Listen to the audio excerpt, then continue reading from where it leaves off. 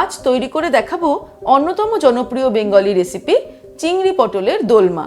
তাহলে চলুন চটপট দেখে নিই খুব সহজে অনুষ্ঠান বাড়ির মতন পটল চিংড়ির দোলমা কি করে রান্না করব। সবার প্রথমে আমি নিয়েছি পটল, একটু মোটা মোটা বড় সাইজের পটল নিয়েছি। এবারে একটা ছুরির সাহায্যে প্রথমে পটলের খোসাটাকে এইভাবে একটু ঘষে নেব। এটা কিন্তু পিল করছি না, অর্থাৎ খোসাটাকে ছাড়িয়ে ফেলছি না, ওপরের ত্বকটাকে জাস্ট একটু ঘষে নিচ্ছি।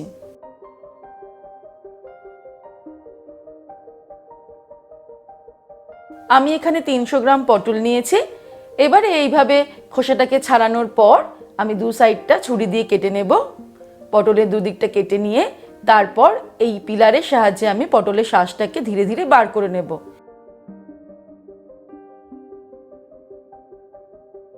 এই পটলের দানাদার অংশটা কিন্তু আমাদের পরে কাজে লাগবে, তাই এটাকে ফেলে দেওয়া চলবে না।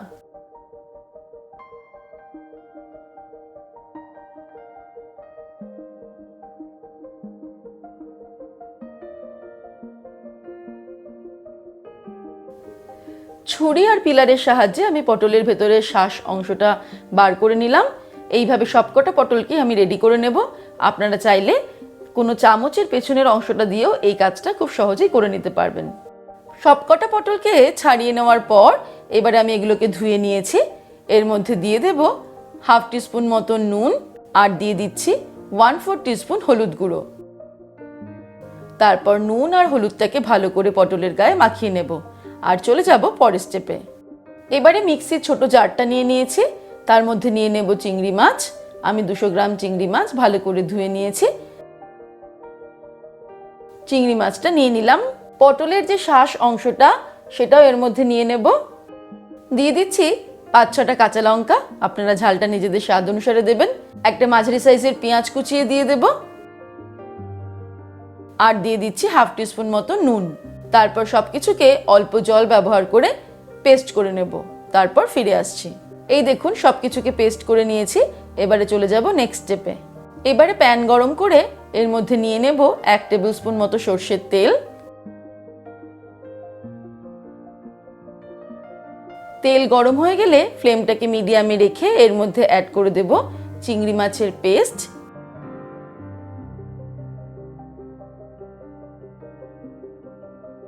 দিয়ে দিচ্ছি রসুন বাটা হাফ টিস্পুন। তবে রসুনটা আপনারা চাইলে গোটা রসুন থাকলে এর সঙ্গেও বেটে নিতে পারেন একবারে, অর্থাৎ চিংড়ি মাছের সঙ্গে। দিয়ে দিচ্ছি 1 টিস্পুন আদা বাটা। পুরটাকে ফ্রাই করতে শুরু করব মিডিয়াম ফ্লেমে। এবারে এর মধ্যে দিয়ে দেব 1/4 টিস্পুন হলুদ গুঁড়ো।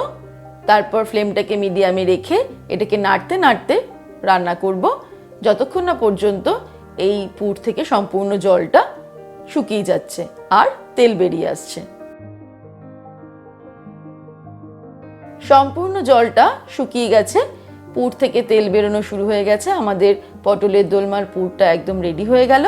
এবারে আমি ওভেনটাকে অফ করে দিয়ে এই পুরটাকে অন্য একটা বোলের মধ্যে নিয়ে নেব।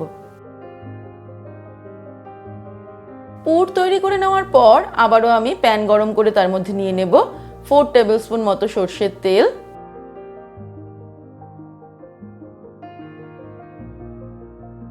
তেল গরম হয়ে গেলে ফ্লেমটাকে মিডিয়ামে রেখে আমরা এই পটলগুলোকে ফ্রাই করে নেব। পটলগুলোকে খুব বেশি ফ্রাই করার দরকার নেই, মিডিয়াম ফ্লেমে 2-3 মিনিট উল্টে পাল্টে ফ্রাই করে নেব। তারপর এগুলোকে তেল থেকে ছেঁকে তুলে নেব। এইভাবে পটলগুলোকে আমি হালকা ফ্রাই করে নিয়েছি, দেখতেই পাচ্ছেন। এবার এগুলোকে তেল থেকে ছেঁকে তুলে নিচ্ছি।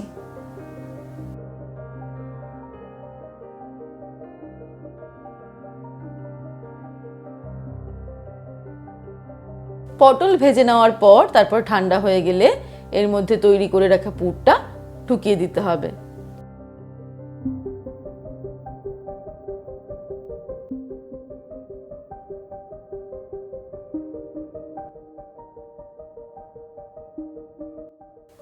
সবকটা পটলে আমি প্রথমে পুরটা ঢুকিয়ে নেব। তারপর একটা স্পুনের সাহায্যে এইভাবে একটু ঠেসে ঠেসে পুরগুলোকে আমাদের ঢুকিয়ে নিতে হবে, যাতে পুরটা আলগা না থাকে। দরকার পড়লে একটা আঙুলের সাহায্যে একটু ঠেসে ঠেসে পুরটা ঢুকিয়ে দিচ্ছি, যাতে কোনোভাবে পুরটা বেরিয়ে না আসে। তারপর এইভাবেই সবকটা পটলে আমি পুর ঢুকিয়ে নেব। এবারে আবারও আমি ওভেনটাকে অন করে নেব, আর এই পটল ভাজার তেলের মধ্যেই আমরা গ্রেভি তৈরি করব। তেল গরম হয়ে গেলে দিয়ে দিচ্ছি প্রথমে 2টো তেজপাতা, 2টো শুকনো লঙ্কা দিয়ে দিলাম, দিয়ে দিচ্ছি গোটা গরম মশলা, যার মধ্যে নিয়েছি এলাচ, লবঙ্গ, দালচিনি আর গোলমরিচ। দিয়ে দিচ্ছি 1/4 টিস্পুন গোটা জিরে। তারপর ফোড়নটাকে মিডিয়াম ফ্লেমে রেখে 8 থেকে 10 সেকেন্ড ফ্রাই করব। ফোড়নটা ফ্রাই করার পর এর মধ্যে অ্যাড করে দেব পেঁয়াজ বাটা। একটা বড় সাইজের পেঁয়াজ আমি বেটে নিয়েছি, সেটা দিয়ে দিলাম। পেঁয়াজ বাটাটাকে মিডিয়াম ফ্লেমে 6 থেকে 7 মিনিট ফ্রাই করব।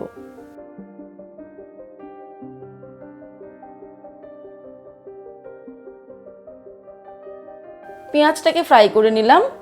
এবার এর মধ্যে দিয়ে দেব আদা বাটা। 1 টিস্পুন আদা বাটা দিয়ে দিচ্ছি। আমি যখন পুর তৈরি করলাম তখন তার মধ্যে রসুন বাটা ব্যবহার করেছিলাম, তবে আমি কিন্তু এই গ্রেভিটাতে রসুন ব্যবহার করছি না, আপনারা চাইলে অ্যাড করতে পারেন। আদা দেওয়ার পরে আরও 1 মিনিট মিডিয়াম ফ্লেমে ফ্রাই করে নেব।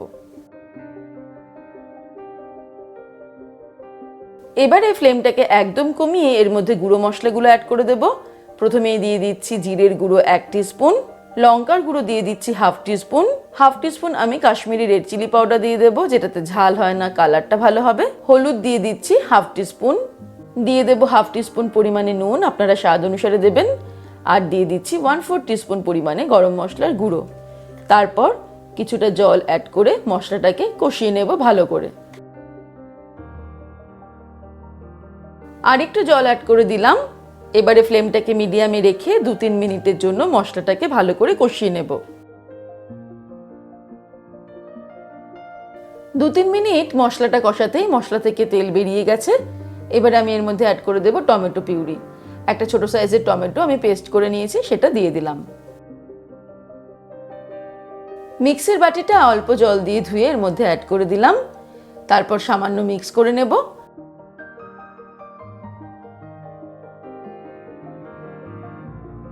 তারপর ফ্লেমটাকে একদম সিমে করে এটাকে ঢেকে দেব 3 মিনিটের জন্য। 3 মিনিট পর ফিরে আসছি। 3 মিনিট হয়ে গেছে। এই দেখুন ওপর থেকে কেমন তেলটা ভাসতে শুরু করেছে, মশলাটা কষানো প্রায় কমপ্লিট। এই সময় আমি এর মধ্যে দিয়ে দেব ফেটিয়ে রাখা টক দই। আমি 2 টেবিল স্পুন টক দই এর মধ্যে দিয়ে দিলাম। তারপর আবারও মিক্স করে নেব। আর এই সময় কিন্তু ওভেনটা সিম করাই রয়েছে। আবারও এটাকে ঢেকে দেব জাস্ট 2 মিনিটের জন্য, তারপর ফিরে আসছি। 2 মিনিট হয়ে গেছে, আমাদের মশলা কষানো প্রায় কমপ্লিট।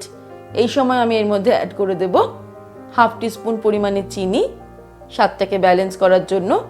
তারপর এটাকে মিক্স করে নিয়ে ফ্লেমটাকে মিডিয়াম টু হাইতে রেখে আরও মিনিট খানেক কষিয়ে নেব।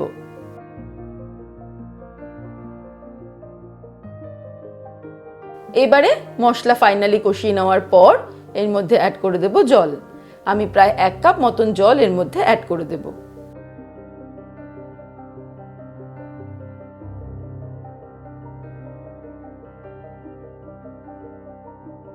তারপর যেই গ্রেভিটা ফুটতে শুরু করবে এর মধ্যে ভেজে রাখা পটলগুলো দিয়ে দেব।